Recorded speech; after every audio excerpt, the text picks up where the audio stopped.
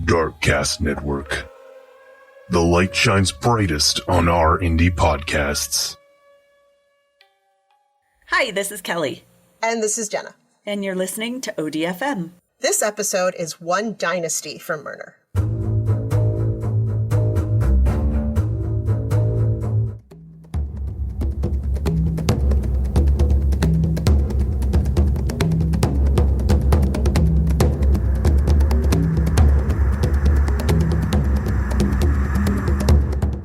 Ooh, Dynasty. That's why it took so long. It's a whole dynasty, man. It's a whole dynasty. It's not just one killer.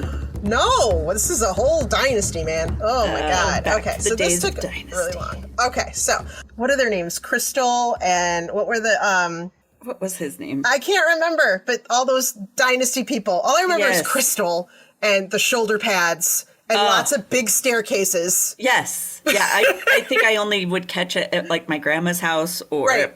my parents maybe watched some of it, but JR. Exactly. That was so the there was other. like Joan Collins was in it, right? Was that Joan Yes. Collins? I think you're right. I don't know. Some Oh, shit. I really don't know. resting was- bitch face type. Right, person. yeah. So there was a lot of slapping and throwing water in faces, I believe. Kind of like Real Housewives. Yeah. Oh my God, we just do reality dynasty. That's all. Yep. We've come so relive full it. circle, And they faked it all. These people do right? it real. This is for real. Okay, so One Dynasty. So there is an actor that's been in the news lately for some pretty crazy stuff, and so it keeps getting my attention. So I went down this rabbit hole. Uh-oh. So are you familiar with Armie Hammer? Oh, yes. Look at your face. You're Yes. like, oh. Oh, yeah. So- I've heard of his name a couple times. Yes. Yes. Okay. So he had a breakout role back in 2010 because he played the Winklevoss twins in The Social Network. He played both twins. Oh, okay. Okay. Okay.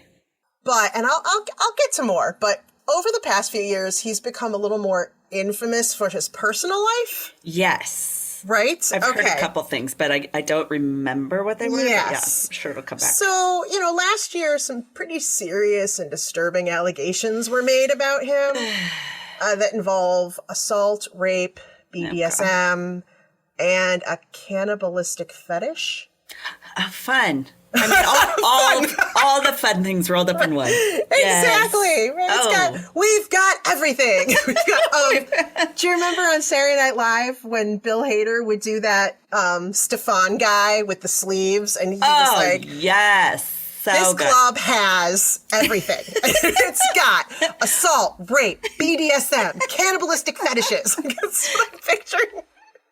Oh, God. Oh, yikes. So he has been, depending on who you ask, he either willingly left or was asked to leave several movie projects that he was.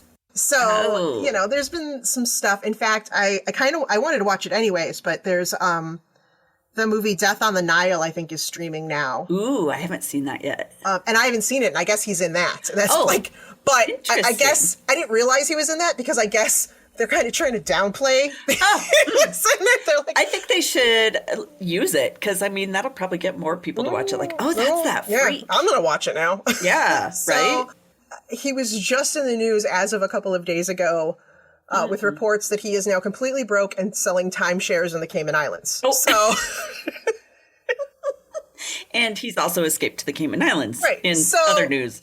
As I'm reading through this, I kind of went down this rabbit hole. Oh. And it turns out that he comes from 5 generations of men with some dark history and some sordid affairs and things. So I was like, when we're talking generational trauma, this is kind of a DNA passed down. It's a whole different, they're the trauma creators. And it's all the men on this side. They all have the last name Hammer. And I think part of it's coming out too, because I believe the ID channel is going to come out with a whole, either a series or a documentary about this lineage and this dynasty. Right? So. So did they name him after Armie Hammer? I will get to that. Oh, good. Because I'm like, why would you do that? Like, Armie. Okay. All right. Okay. We got to go way back. Oh, shit. To Armie's great-great-grandfather, Julius Hammer.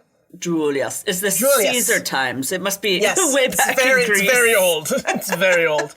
So Julius was born in Russia and came to New York as an infant with his Jewish Russian parents when they immigrated.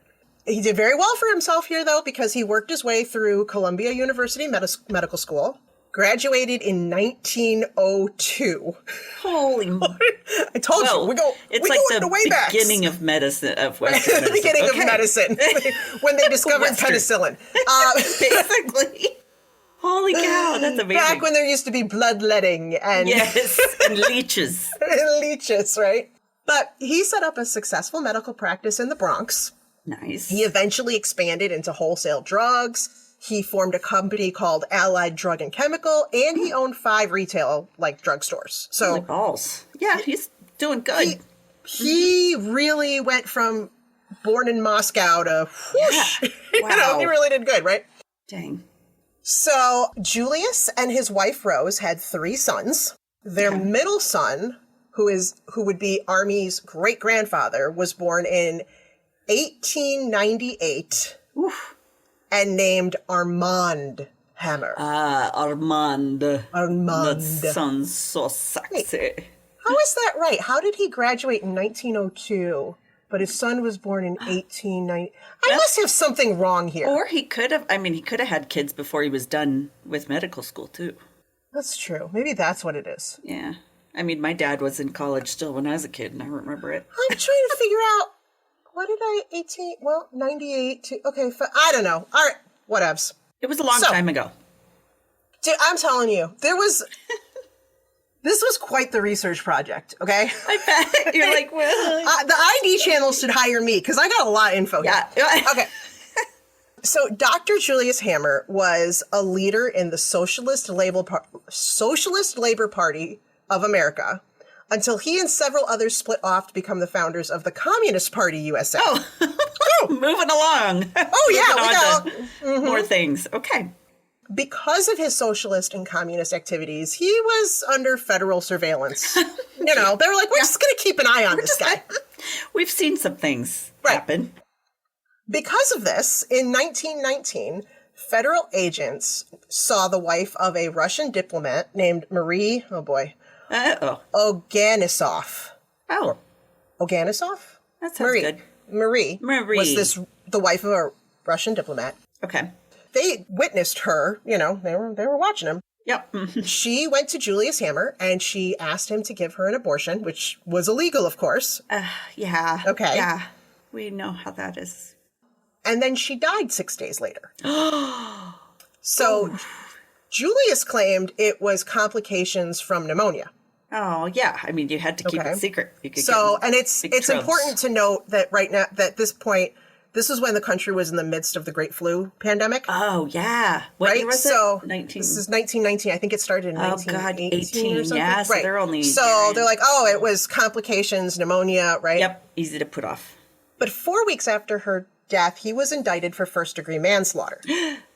Ruh-roh.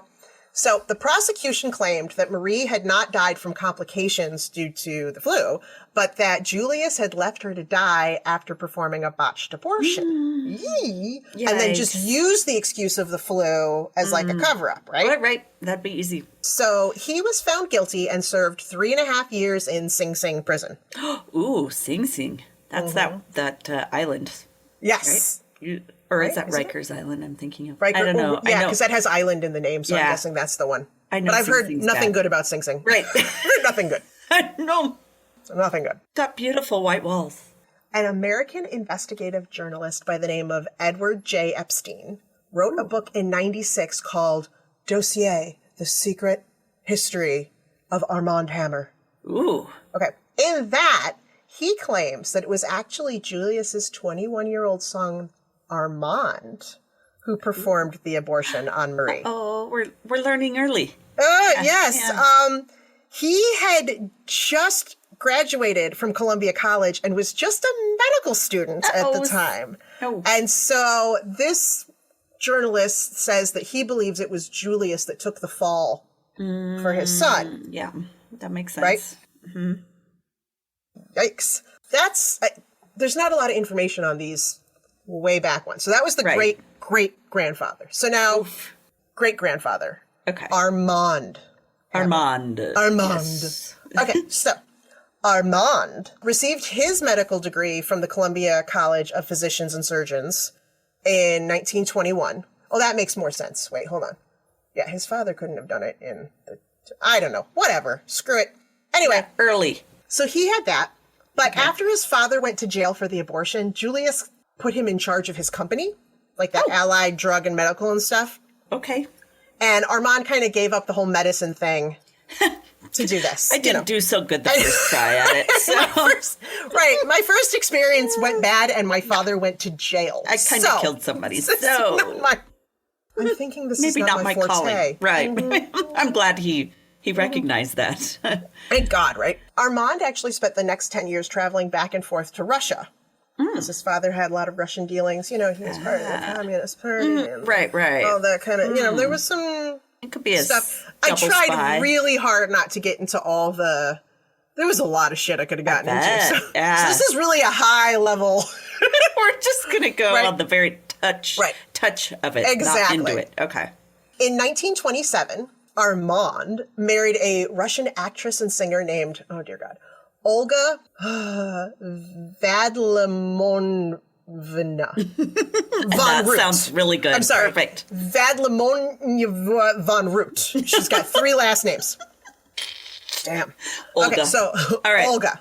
And together, they had a son that they named Julian Armand Hammer. Okay, this would end up being Armie's grandfather. Okay.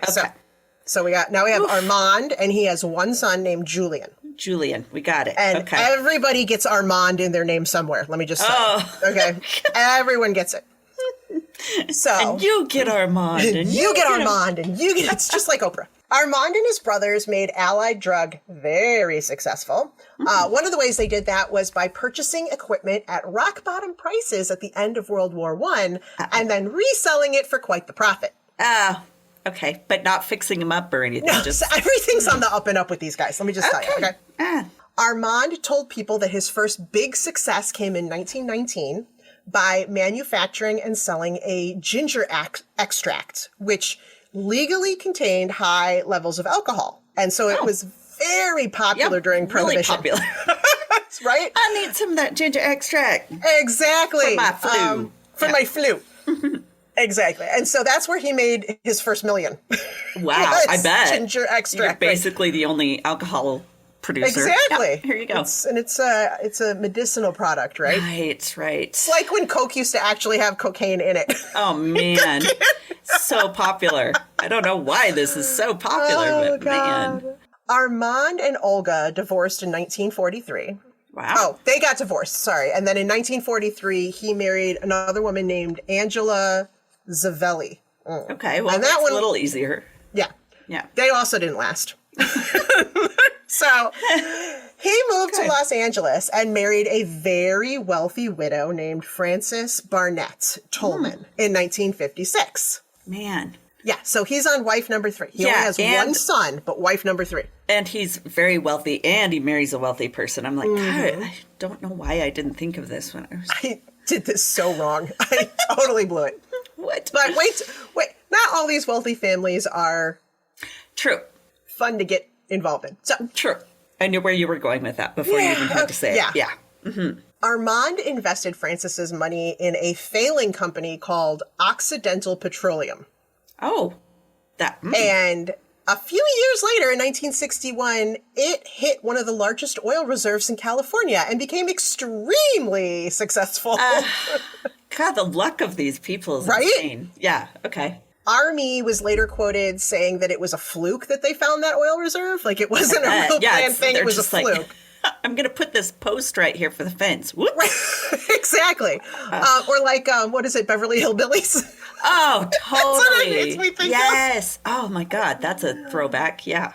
And it makes me laugh because Occidental is spelled like accidental, but with an O.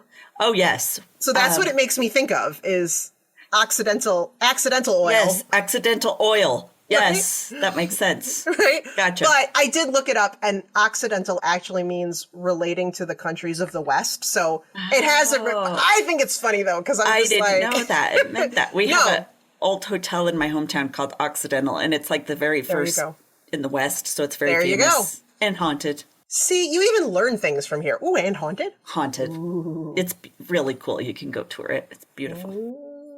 Okay. See, we're learning things. We're learning. See, people, we're teaching you the things. Armie Hammer was the epitome of a tycoon. Oh, fun. Pretty sure, I mean, some of the things, you know, Donald Trump was not the first. This guy did it better. Better. Okay, good. He had a private Boeing 727. He was friends with Prince Charles. High-powered U.S. politicians. Mm-hmm. He attended the inaugurations of several presidents, including FDR, Ronald Reagan, George H.W. Bush, all, you know. Wow.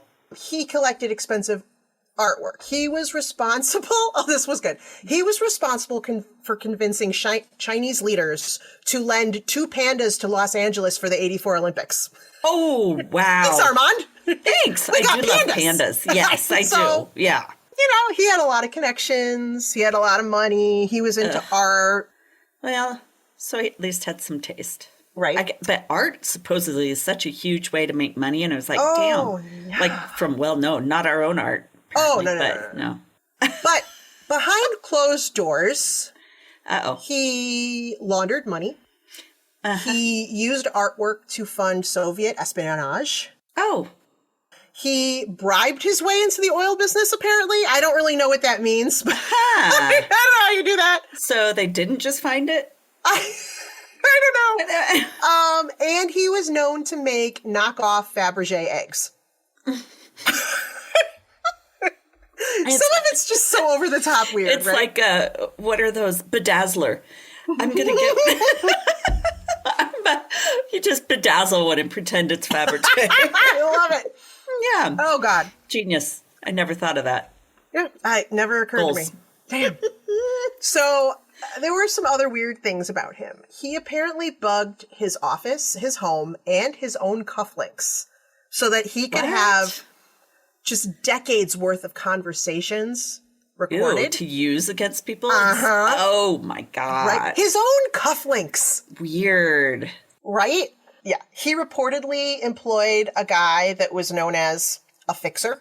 Oh, yes. Kind of like Pulp Fiction type stuff. Right. Yeah. You know, like movie shit. Yeah. He had Samuel Jackson. Yeah, we need him. He reportedly did a lot of business with a briefcase full of cash. Of course he did. Of course. Because, I mean, only people in power have briefcases full of cash. Right? And then there's just some other weird stuff. Like, apparently... Well, not apparently. He did. He made an illegal contribution to the Nixon re-election campaign, which, according to the New York Times, went to help pay for the Watergate cover-up. Oh, God, we just watched that show, too, that Gaslit. Oh, so good. I have to see that. That's on my list. Anyway. He faced a felony charge for obstructing justice, and he ended up pleading guilty to misdemeanor charges. And his good friend, President George H. Bush, pardoned him. Of course he did. They all do that for their friends. Right, there you go. He was known to have multiple mistresses, because apparently the 3 wives weren't enough. Yeah, Right. I wonder why he was married so many times. Like, right? Maybe just don't get married. One of his mistresses was named Martha Kaufman, which, if I'm not mistaken, is one of the writers from Friends. Really? No, that's Marta Kaufman. Oh. Very similar. Martha Kaufman was a mother of 2 who divorced her husband after meeting Armand. Oh, so she's like, this dude has a shit ton of he has briefcases of money. He's got briefcases. I'm going to go hang out with this guy. Exactly.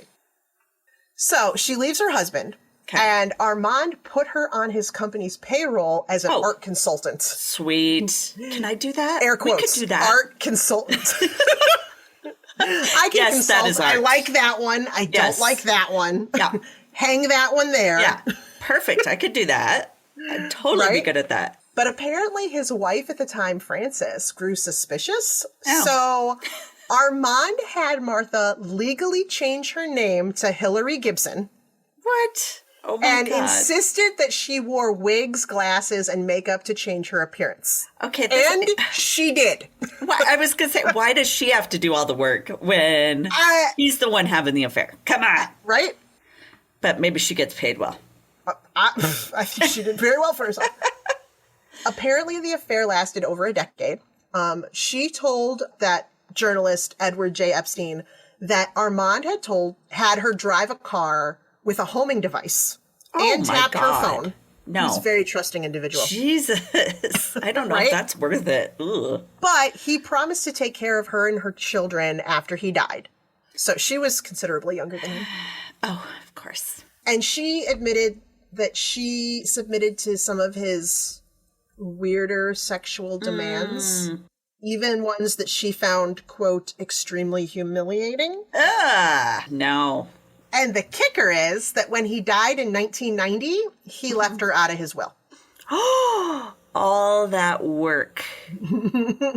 All that work. No. Oh, that bastard. Oh, my God. You know her husband, her previous husband was like, yeah. He was like, ha ha. Yeah, right? Karma. Whoa. Yeah.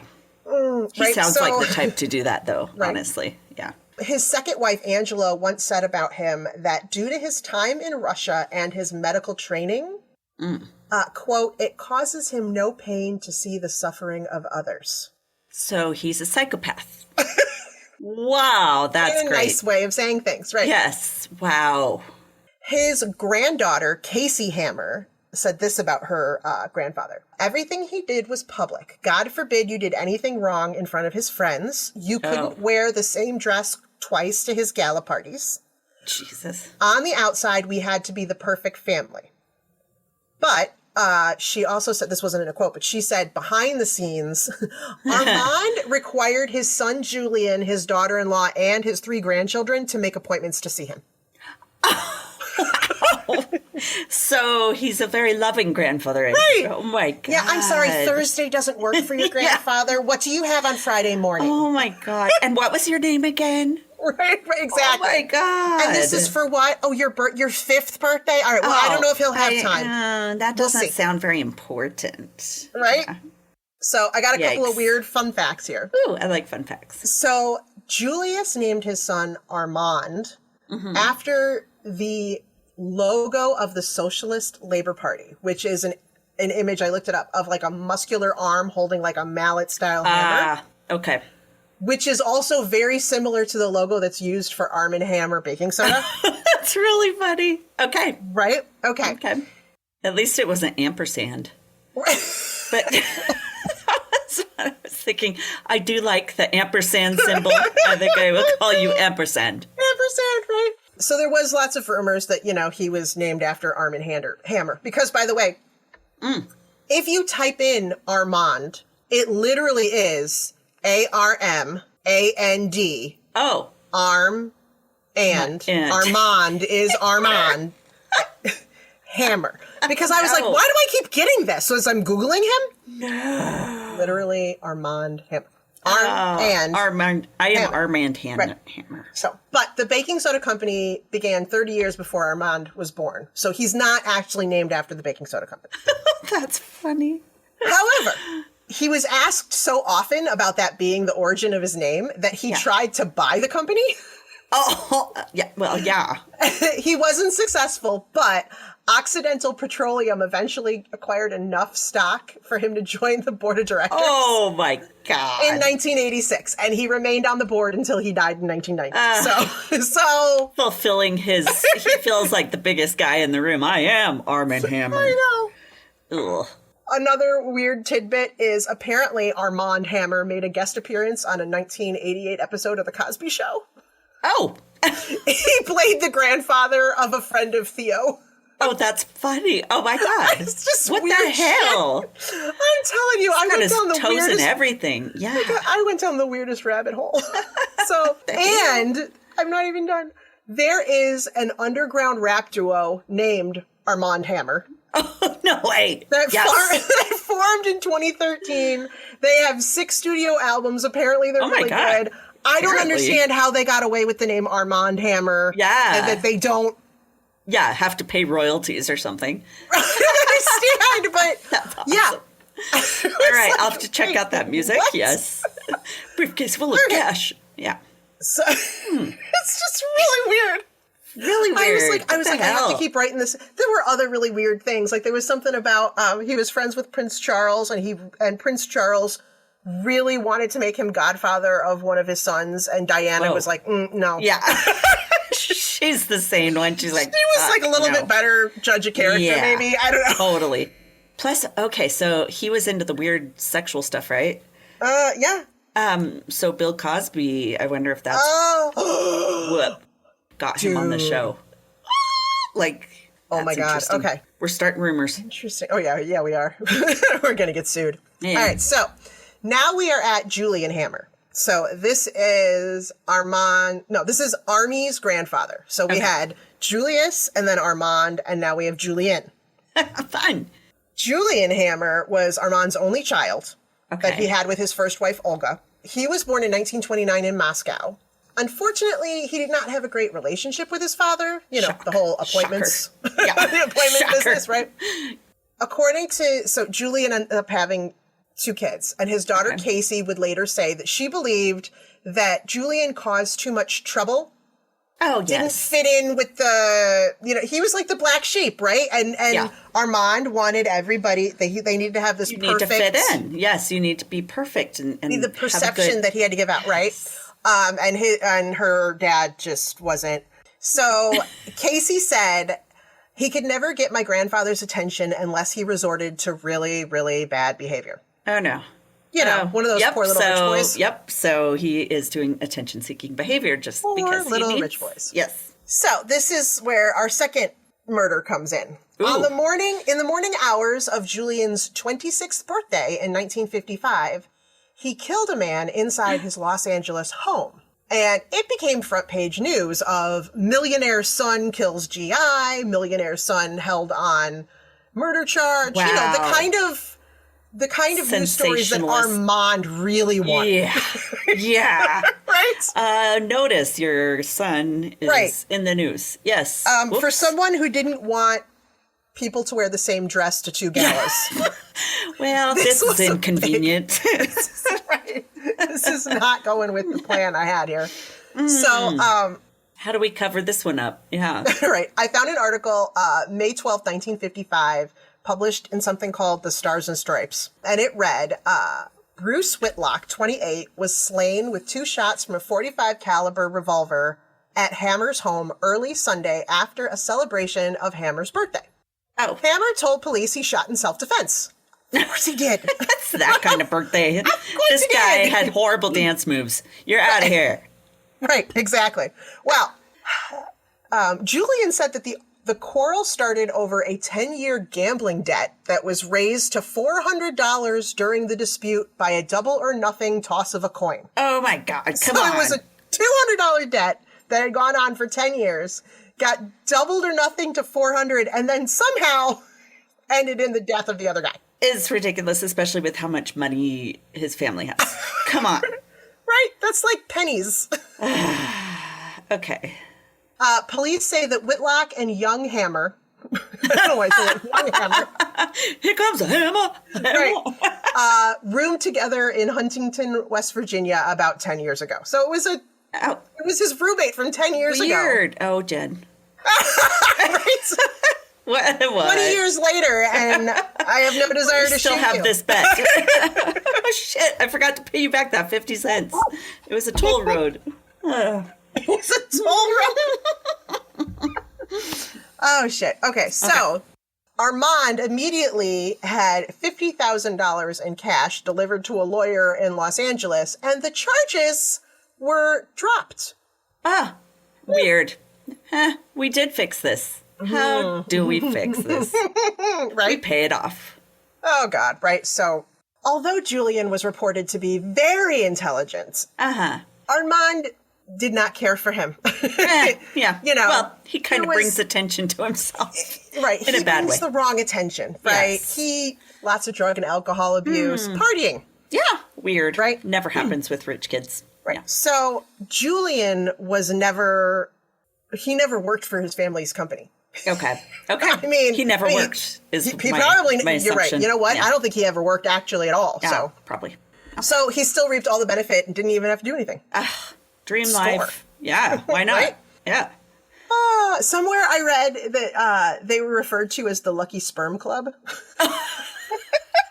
And I think Elon Musk's mistress's children are in that club. Right? Yeah. Oh, my God. Julian married a woman named Glenna Sue Irvin, who I believe just went by Sue. But Okay. And she actually had a daughter named Jan from a previous relationship. Jan. And Marcia. Yeah. Marcia. Okay. Exactly. But Julian and Sue ended up having 2 children together. Michael, who is Armie's father, and Casey, who's his aunt. So, okay. Wow, Michael and Casey are such normal names. I'm surprised we're not more I believe it's Michael Armand. Oh, right. You did say they all get the Armand. Right. Yes. I don't think Casey was blessed with it, though. Oh, poor girl. Oh. Right. I could not find any more information really on Julian, except that as an adult, his daughter Casey would accuse him of sexually abusing her and her half-sister Jan from the previous marriage. So. Okay. Yeah. Right. And he has passed already. That's it. His story's over. The end. Okay, the end. That was a great story. So now we are on Michael Hammer, who is Armie's father. Michael Armand Hammer was born in September 1955 in Los Angeles. Okay. He graduated from the University of San Diego with a degree in business administration. So he had a little bit more... Yes, he got some ambition. Business smarts. Yes, exactly. Mm-hmm. And then he also went to New York University's Stern School of Business in 1982 and got a master's of business administration. So he's got some knowledge behind him. All right. What I read was his father was like really bright and intelligent, but the problem child. Whereas Michael went to school and got all the degrees and stuff, but really wasn't as smart. He didn't have the natural intellectual abilities. Okay. And also, he was way more interested in being a rich party guy. Yeah, well, apple doesn't fall far from the tree on that one. Right? Yeah. So, but he did join his grandfather's company, Occidental Petroleum, and became a vice president by 1985, which easy must be when nice. You're related. It makes nepotism. So he struggled with drugs and alcohol and women and all kinds of things, right? All the vices. And was known to be a playboy. Fun. People to this day, he's still alive. People to this day say that he really has the mindset of a teenage boy. Oh, wonderful. Which is really attractive in an older man. Hot. Right? Oh, no. So, also in 1985, Michael met Drew Ann Mobley. And Armie told Vulture magazine in an interview that his father, Michael, was supposed to be on a flight, went to the airport, got completely hammered, passed out, missed his flight. Oh, whoops. Got up and went, oh, crap, I have to go to a meeting. So, booked another flight. Okay. Went to another flight, then had to switch seats due to claustrophobia and ended up sitting next to Drew, who he ended up marrying. How convenient. Later that same year. So that's how that's how they met. Well, exactly. Fate. Right? So anyway, so they got married later in 85, and then together they had 2 children, Armie, who was born in 1986, and Victor, who was born in 1988. And Victor is like Viktor, Ooh, yes, Russian. Armie is named after his great-grandfather Armand, and then Victor is actually named after Armand's brother. So they have the exact same names. Victor. Yes. When Armand Hammer passed away in 1990, and I think Armie was like about 4 at this time or whatever, he was estimated to be worth about $180 million. Is that all? Yeah. just a little bit. Just a little bit of cash, right? Within hours of his death, police officers were called to the house.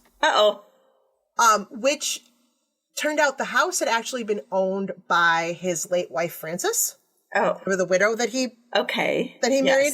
So it was actually in her name. And so upon his death, Oh. That house actually was supposed to be turned over to Francis's niece. Oh, snap.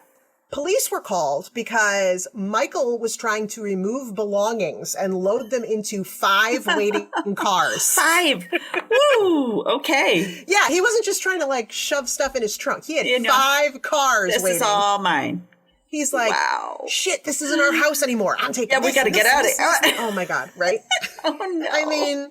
Oh, honey. Oh, yeah. Oh. It's a warm, loving family. Yeah. Sorry for your loss. Gotta bless. Within hours. Like, they're still wheeling him out on the gurney. That's bad. Like, it shows how much love is around. Right? Yeah. Oh, so Armand had made promises that his estate would take care of his family. Right? I mean, he had this massive estate. But we've seen how they do with their promises in the past. Others. Yeah. Mm. At the will reading, his son Julian and his granddaughter Casey each received just $250,000. Wow. Okay. His step-granddaughter, Jan, the one that was, she was from the previous marriage. Oh, yeah. It was specifically stated that she had no claim. To any of his estate. You don't need to say anything at all. Just leave it out, dude. He just didn't mention it. He was like, Jan gets shit. Like that was you worthless. Nothing for you. Ouch. Oh. Oof. He left the rest to his grandson, Michael. Oh. He left like everything to Michael. Michael got 2 art galleries, 2 foundations, a sizable chunk of his multi-million-dollar fortune, and shares in his oil company. Wow. Like, Michael got everything. I kind of suspect he might have been a favorite. So why was he there, like, madly throwing shit in cars? Oh, good point. Well, maybe this was before the will reading, so he's like, yeah, I'm going to have to just grab all that I can. Maybe he knew. My grandfather cannot be trusted. Yeah. Well, yeah, it seems like he might have had an idea. Mm-hmm. In a Vanity Fair article, Casey talked about everything that went down after the reading of the will. Oh, she is. She said, my father, that would be Julian. Okay. My father is worried about why Michael got the Rolls Royce. And I'm like, Dad, you don't understand. You're about to be out on the street. No one's paying for your house. No one's paying for anything. Do you know how serious this is?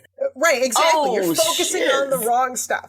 And then the next day, she said she had to sit with her father so he doesn't blow his brains out, because now he's threatening to kill me. He's threatening to kill Michael. He's threatening to kill everybody. What? You're not in a line of people that get to be... line of stable people. Oh, my God. Yeah, fun.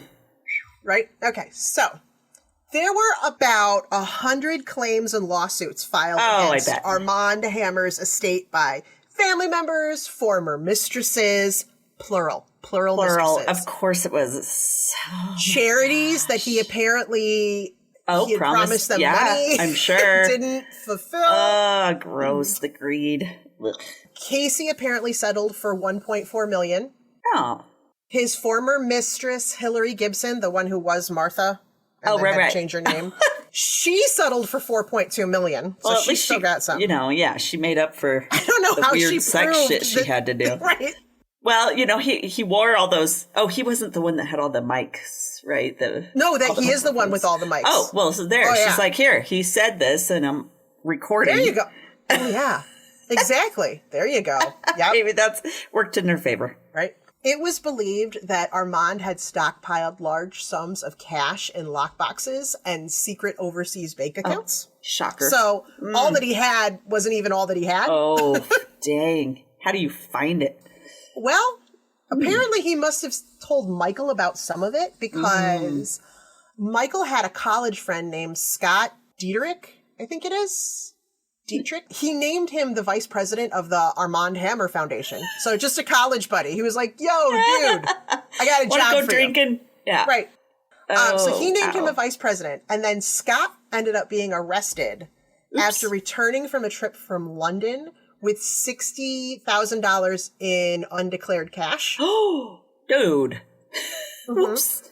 They looked a little further into it, and his passport had 12 trips abroad, each lasting less than 36 hours. Yeah. In this short grabbing period the money of time. and coming back. Right? So he got arrested, but of course Michael posted the $250,000 bail because that was peanuts. Yeah, that's nothing. And somehow Scott was acquitted. Oh, there's, everybody's got connections. Exactly. Maybe he also inherited his grandfather's fixer. Probably. I mean, generations full of fixers. Fixer for you, right? Is that a generational thing? I went into the family business. I am also a fixer, like my father and my grandfather before me. I clean up messes for the rich. Yeah. Michael's mother told the Washington Post that after getting his grandfather's inheritance, Michael pretty much just forgot about his family. Oops. So his sister and his father kind of got not a lot. Yeah. And he didn't take care of them. He just... Yeah, you're on your own. And his parents, his mother and his father. Oh, he was your just own parents. Whatever, I'm rich now. Oh, that doesn't sound like they were all very loving anyway. So he's probably like, screw you guys. You should have been nicer. Oh, Lord. Okay. So just last year, Casey Hammer told Vanity Fair, if you had told me in my 20s that I would end up financially challenged, single, and working at Home Depot, I would have bet you $1 million that it wouldn't have happened. The settlement that she got lasted her 18 years. Jeez. And she's been just getting by since then. She said she eats Progresso soup and bologna sandwiches. All right. Hey, yep. Ramen is always a good fallback as well. But this is the same woman who complained that she wasn't allowed to wear the same dress to more than one guy. I bet she wishes she had those dresses so she could sell them now. Exactly, right? Oh. She said also that if her brother Michael had given her just one of the family paintings, that she would have been set for life. Oh, shit. Like, he's got all that. Like, all he had to do was be like, here, I'll toss you a painting. I'll toss you a Picasso. Wow. Ouch. I can't even imagine. Yeah. Ouch. Is right. Oy. Okay, so after Julian died in 1996, Michael moved his wife Drew and two sons. I said songs, but it's not songs. It's just sons. His two sons to the Cayman Islands. Nice. Because, it's what they consider a tax haven. Oh, yeah. We'll go put that money back there. They moved to the Cayman Islands, and I heard that it was, I think I wrote it later in here, that they moved there after Michael saw the movie The Firm with Tom Cruise. And there's like a whole thing where he goes to the Cayman Islands. Yeah. Because of the whole tax, and so he's like, tax evasion. I'm moving the family to the Cayman Islands. Go to the tax evasion mecca. Fun. So, part of Michael's inheritance from his grandfather was the Knoedler Gallery. It's one of the oldest New York galleries. Oh my God. In 2011, the gallery and its former director was sued for selling a forged Pollock painting for $17 million. I think I watched a show about that. Holy balls.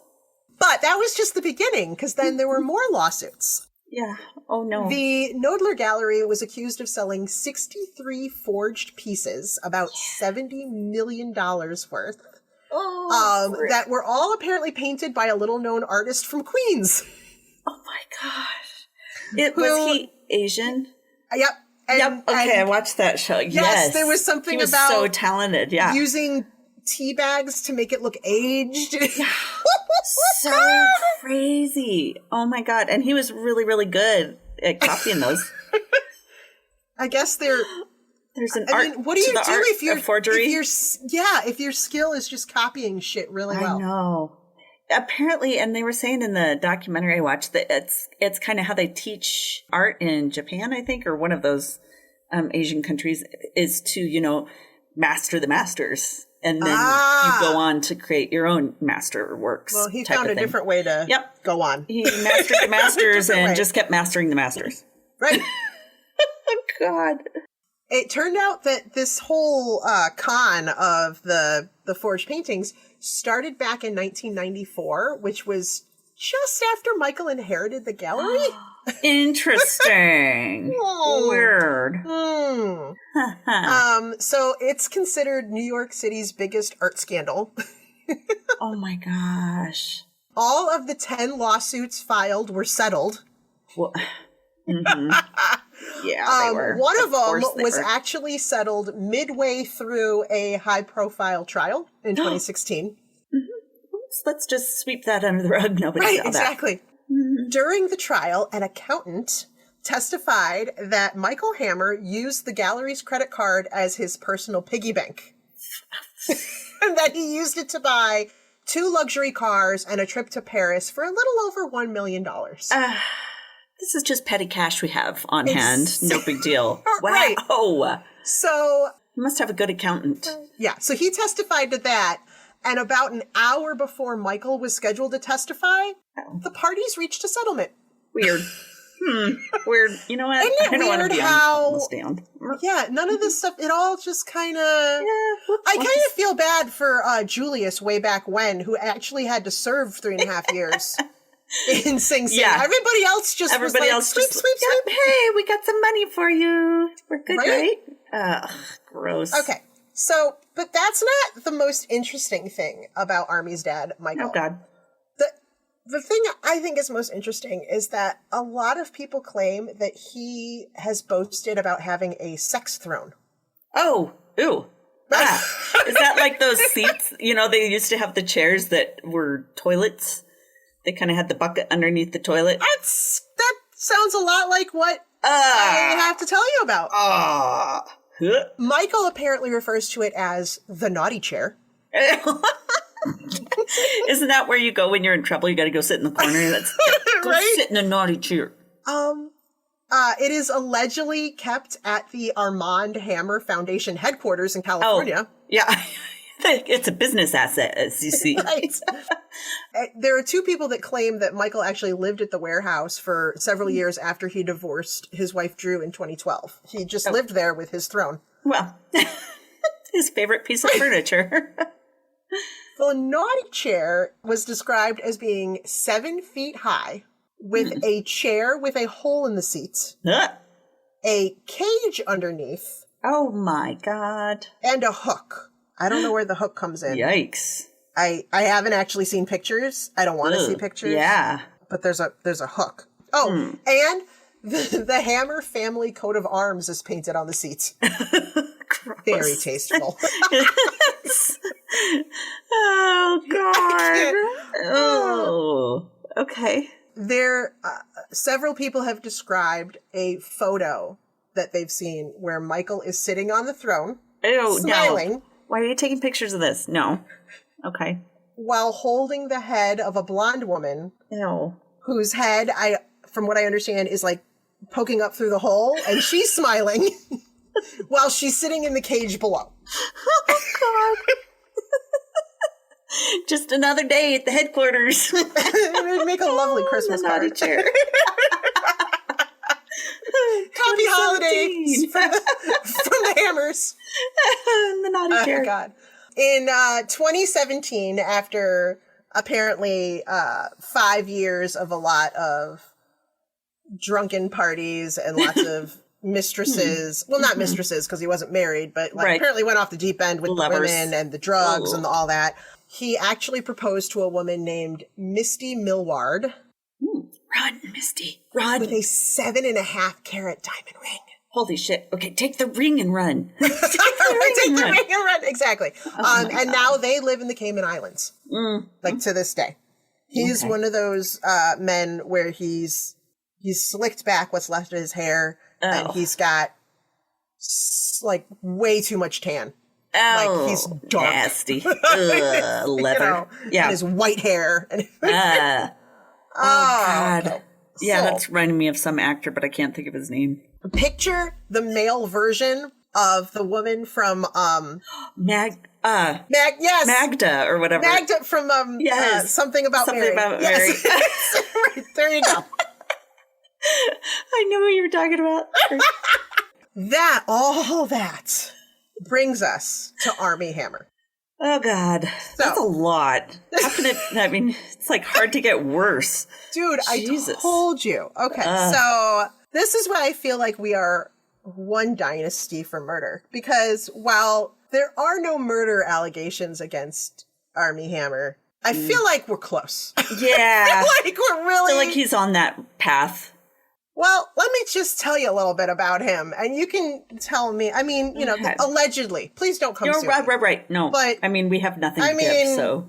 It's just, Okay. Armand Douglas Hammer was born August 18th, 1986 in California. For the very beginning of his life, his family lived in a suburb of Dallas until his father saw the firm and they moved to the Cayman Islands. Like, this is better. Right. And they lived there till he was about 14. And then they went back and they moved to Los Angeles. And then he ended up dropping out of high school to pursue acting, which his parents were not thrilled about. I bet. Yeah. Right. So he started with guest appearances on shows like Arrested Development, Veronica Mars, Gossip Girl, Desperate Housewives. I guess he was in all the, I didn't know that. But then he had his breakout role in 2010 in The Social Network playing the twins. Okay. Twins. He's twins. Armie. So he finally like kind of made a name for himself in The Social Network. People started to notice him. So then he started getting roles for movies like J. Edgar, Mirror Mirror, The Lone Ranger. Wow. I didn't realize he was the Lone Ranger. He was the Lone Ranger. I didn't know there was a recent Lone Ranger. Well, recent-er. The one that Johnny Depp was in. Oh, I never saw it. Oh, I didn't see it either, but it did not look good. No. It did not look good. So anyway, in 2010, he married television personality Elizabeth Chambers. Oh. And in 2014, they had a daughter they named Harper Grace Hammer. And in 2017, a son named Ford Douglas Armand Hammer. I was wondering where they would stick that in there. Oh, yeah, they had to slide it right in there at the end, right? Yeah. Like his father and his grandfather, Armie has had a string of affairs. It's weird. Yeah. Right? He apparently admitted to being unfaithful shortly after his son's birth. Oh, God. What a dick.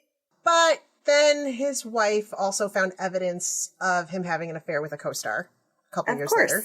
Why not? Right. But, they were working through it, right? Oh, okay.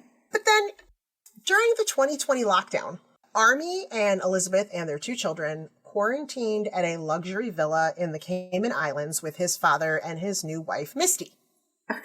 Of course. And apparently that didn't go well. Uh-oh. Armie was quoted saying, it was a very complicated, intense situation with big personalities all locked in a little tiny place. I don't think I handled it very well.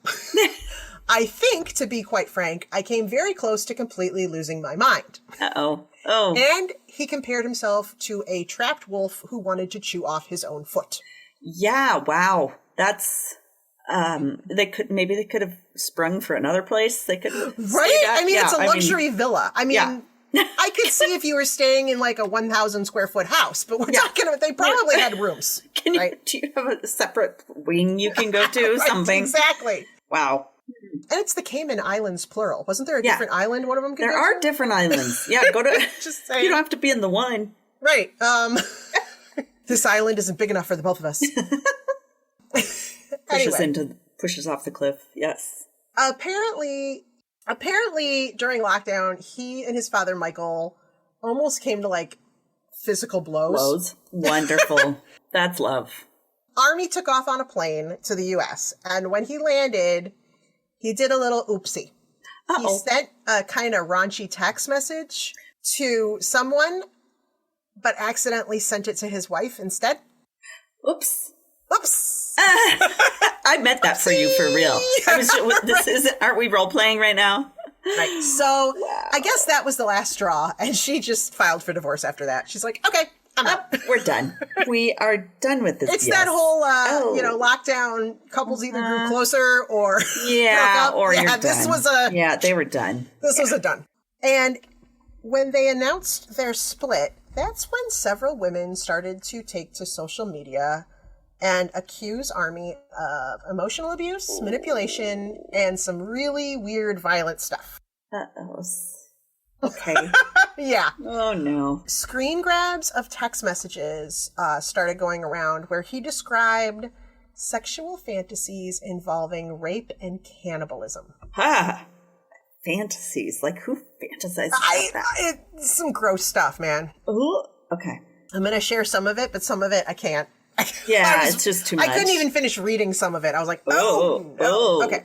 He was linked to a possible secret Instagram account that was named @ElDestructo86. That's hilarious because I call my son El Destructo. What have I started? No! 86, though. The year he was born, huh? Yes. So on that Instagram account, there's a photo of him. He posted a photo of himself taking a drug test with the caption, "All negative, bitches. My body is a finely tuned toxicant processing unit. To be fair, I had THC and benzos in my piss." But who doesn't? Who doesn't? Wow. Yeah. Everybody does that shit on a daily. Right. Okay. In another photo that was posted on that same account, there's a picture of a mannequin tied up. Uh-oh. Never good when there's mannequins. Mannequins are bad. And the caption was, "If quarantine doesn't start moving more quickly, I'm going to fuck this thing." Dude. Ugh. Okay, nobody's ugh. Okay. Speaking of mannequins.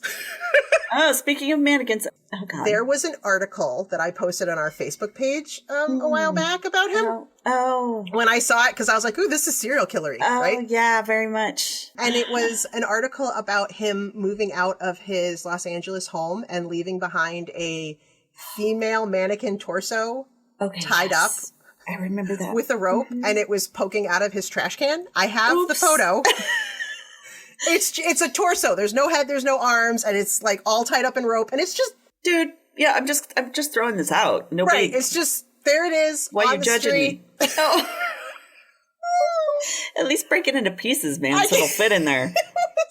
Or, that's one of those things you, like, put down at the bottom. Yeah. Shit. Even when I throw away, like, my kids, like, McDonald's toys and shit, I shove that shit down.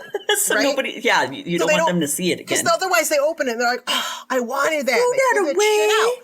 Right? Yeah. So you put the mannequin on the bottom. Oh, maybe he doesn't use the trash too often. Doesn't seem like I guess so, right? Yeah. So, and for whatever reason, when he was moving out, that wasn't one of his, sentimental objects that he took with him. I don't know. Gross. So it was revealed that one of his hobbies, we'll say hobbies, was shibari, which is a Japanese bondage art.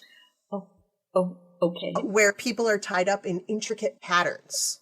And he practiced them on mannequins. So, like, in my mind, I'm like, so we're crossing bondage with, like, what do you call that? Macrame? Like, macrame. I'm putting a pretty little... I've created a flower. Oh my God. Here, on your bosoms. On your bosoms, right there you go. I'm like, well, that's a hobby. Okay. I mean, I guess. Okay, right? So back to the other allegations. So we did a little, like... all these other things he's done. Bondage. Yep. Mannequin detour. Did a little macrame. Okay. In 2021, an Instagram page that was called @HouseOfEffie posted dozens of screenshots of messages allegedly sent from Armie to various women. Oh, no. The person behind the account, her name, she goes by Effie. Okay. Doesn't use her real name. Yeah, it seems like a 50s, 50s. Right? Hey, Effie. Yeah. She's a 24-year-old woman who says that she had an affair with Armie for 4 years, starting in 2016. Now, he didn't leave his wife till 2020. Ooh. Or she filed for divorce in 2020, right? Well, it's along the lines of the family. Yep. Yeah. And she said that she found 5 other women who all say that they were in affairs with him as well during his marriage. Keep it in your pants. And so some of the screenshots, I'm going to read some of them because some of them I can't even read them. There's one where it says, "You just live to obey and be my slave. If I wanted to cut off one of your toes and keep it with me in my pocket, so I always had a piece of you in my possession." Whoa. Yeah, no, that's not normal. There's one that says, "Brand you, tattoo you, mark you, shave your head and keep your hair with me, cut a piece of your skin off and make you cook it for me. What? When I tell you to slit your wrists and use the blood as lube for anal." Oh, dude. That's violent. These are the ones I'm willing to read. Okay, let me just tell you that, because there are some I'm not. In one text message, he said, "I am 100% a cannibal. Cannibal. Fuck, that's scary to admit. I've never admitted that before. I've cut the heart out of a living animal before and eaten it while still warm." What? Oh, what is wrong with you, dude? You could get flu. Like, what is that? Lungworm? I don't know. It can't be good for you. There's lots of things. There's, I want to see your brain, your blood, your organs, every part of you. I would definitely bite it, 100%. Or try to fuck it. I'm not sure which. Probably both. I can't, Is that romance? Because I don't know whether to feel... This is not the sweet nothings. We want whispered in our ears. What are those called? The sweet breads? Sweet breads. Yeah. Okay. This is... What is wrong with it? Yeah, I mentally... know. There's one where he talks about fucking somebody in a vegetative state. Okay, I gotta yeah, move along. Yeah, I gotta kind of go through. I can't, this is, okay. He texts about rape fantasies to the person. To the person he wants to rape. Oh, God, yeah. Other ones involve him, pleasuring himself while fantasizing about breaking her bones. Jesus Christ. And craving her blood and wanting her to feed it to him.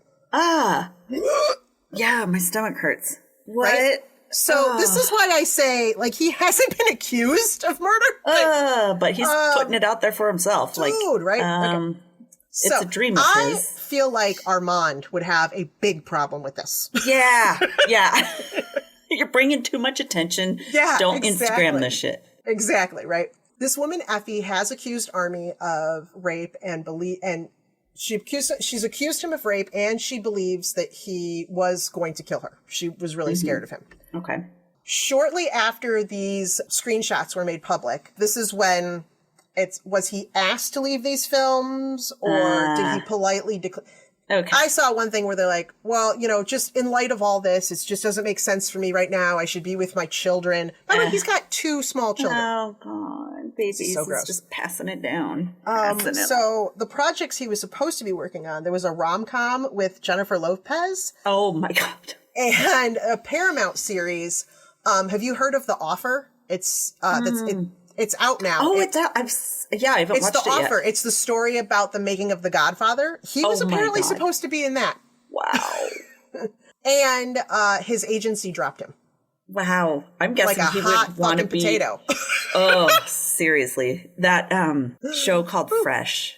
Or was it a movie? Fresh? Oh. Fresh? It sounds like something he would really enjoy. Oh, gross. Yeah. Gross. Mm-hmm. Okay. It's pretty disturbing. Yeah. Ooh. So that's just last year. Also last year, he was in some intense but short-lived relationships while still just being separated from his wife. Oh, wow. A woman named Courtney, oh good God, Vukovic. I don't know. I'm guessing Russian. I don't know. Vukovic. I don't know. Oh. She dated him briefly in 2020. And in her interview, she described being with him was like dating Hannibal Lecter. Oh, yeah. Heads up. Don't date this guy. Right. She claimed that he likes the idea of skin in his teeth. Oh, God. That he was emotionally abusive. And that he said to me he wants to break my rib and barbecue and eat it. Yeah, I think I'm going to go home now. I don't think we should carry on this date anymore.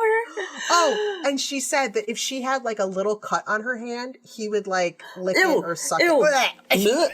No. Dude. You nasty man. Dude, I mean, we have talked about some seriously gross, nasty serial killers on this podcast. This guy is... And this, I feel like some of them would be like, too far. Yeah, it's next level. Oh.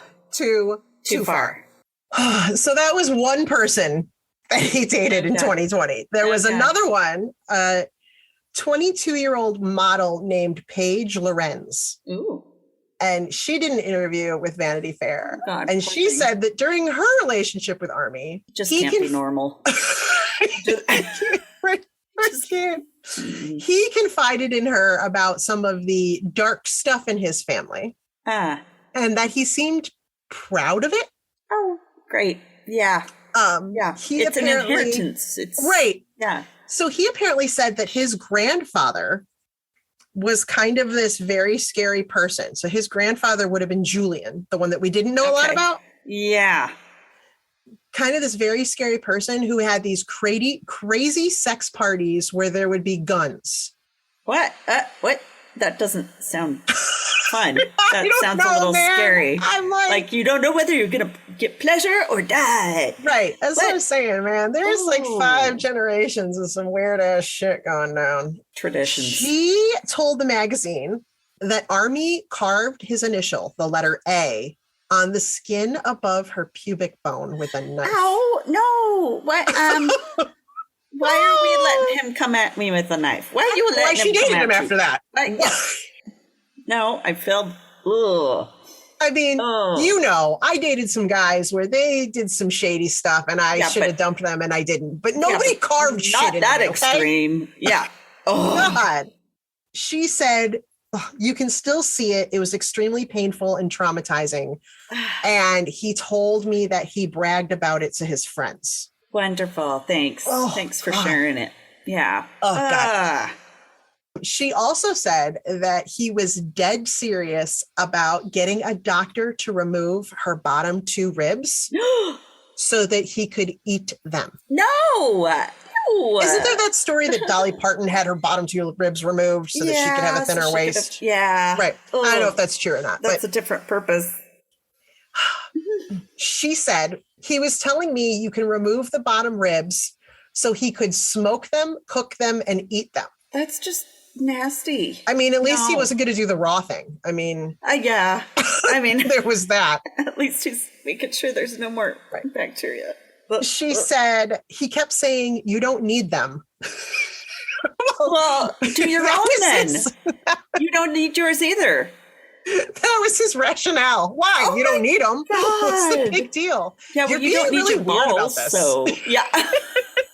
I've always wanted to try Rocky Mountain oysters. Take them off, boy. Oh, nasty. Rocky Mountain oyster. Oh, God. She said her stomach was constantly in a knot and she knew she had to get out. Yeah.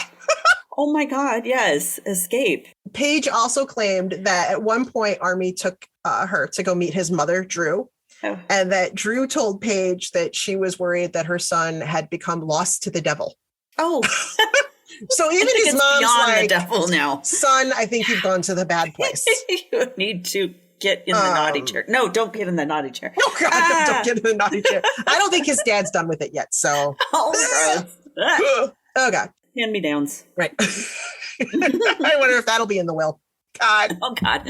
Paige also mentioned that while dating him, that Armie was completely broke and he was getting by on loans from his friends. Oh, boy. This was kind of a strange thing. I found when I was looking up like his like IMDb thing and all of his, and I saw there were some, he makes some strange quotes. Like he doesn't do himself any favors when he does interviews. No, and things. It doesn't sound like he does. But this one I found kind of amusing. This was a quote that he made about the movie 50 Shades of Grey. Oh, God. He said, "No one actually offered me the movie. But while I was working on The Lone Ranger, my agent brought it up and I said, nope. I mean, come on. It's just mommy porn. I'm not going to sit on top of the laundry machine in Spin Cycle reading about putting a ball gag in someone's mouth. It just doesn't do it for me." Wow. Yeah, because that's such a light. He's like, this is so light. That's not even close to real. This is kid stuff. Like I'm in the major leagues. Like, I eat flesh to get off. God, this guy just likes giving pain. Fucking nasty. Oh God. So Armie's lawyer did tell People magazine that at some point in 2021 he checked into a treatment facility for drug, alcohol, and sex issues. And I think that's putting it mildly. Yeah, I was like, is there a cannibalism retreat? I don't know. And then it said that after that he moved back to the Cayman Islands so he could be close to his kids. Oh, but then just a few days ago, People magazine reported that Armie, now 35, is selling timeshares for cash because his father won't help him anymore. For cash. Oh. I just want to, when your father who owns the naughty chair is like, dude, that's it. I've cut you off. Far. Yeah. Like, what does that tell you? I'm just trying to break tradition, Dad, and make it a little more exciting. Oh, my God. Wow. So that is the 5 generations of Hammer. That's some dark, crazy shit. And I feel like we should keep our eye on him. And the way he's teaching his kids, because they're only 5 and 7 right now. I'm a little worried about futures. Mm-hmm. Someday they're going to see some of this stuff. Yeah, they're going to be Oh, God. Also, you think about like how kids could be traumatized if they walk in on their parents having sex. Oh, God, this is beyond. Next level. Yeah, this is Hannibal ants. Oh, God. I don't even know. Too much. Like it just is skewy. I know. So there were some murders in there. But like I said, I fell down the rabbit hole and I had no idea this was going to get so. That was good. How creepy. It does make you wonder if it's like passed down in a way, this kind of deviant. A lot of the things I was reading about, it reminded me a lot of a podcast I listened to about like the Black Dahlia murders, and 2 girls they're women, who are like, I think they're the grandchildren of the guy that they think may have done it. And it's really dark, and there's some really dark, twisted stuff in their family. And I kept thinking of that as I was writing this. Yeah, like, is this just past? It does. They also live in California, by the way. What the hell's going on out there? What's happening? What are you doing? Is that why everybody's running from California right now? What is happening? So, would you like to hear my very long list of crazy stories? Oh my God, yes. Let's hear it. All right. So, we got Wikipedia. Where do you buy a throne at? Oh God. Right. The naughty throne. Ooh. So of course I got a bunch of stuff from Wikipedia, and then there was imdb.com. Okay. And this really long, insane article by vanityfair.com on vanityfair.com, thecut.com, insider.com, People Magazine. Oh, yes. Daily Mail, eCelebrityMirror.com, and complex.com. Very complex, I would say. This was very, very complex. This Cannibal Monthly. Weird. Hannibal Monthly. Cannibalism for Dummies. Yeah. Oh, yeah. So I promise my next story will be a little more murdery. I don't know. This is and a little less. It's still disturbing and criminal. I would imagine. Very disturbing. So, because if he has his choice, he'll make it that. Oh my gosh, I can't even. Or is it possible that there have been things that have been gotten away with and brushed and paid for under the rug, fixed with the fixers, if you will? I don't know, man. But that is one dynasty. Dear God. Story. Yeah. Stop the dynasty. I'm exhausted. That's a lot. Oh my God. There's so much info in that thing. Yeah, that was a crazy one. Perfect. So. Hey, Oddies. Thanks for listening to another episode of ODFM. If you're a longtime listener, hey, we cannot thank you enough for your continued support. And if you're a new listener, thanks for giving us a try. If you like us, please drop us a like, subscribe, or rate us so we can share our stories with more people around the world.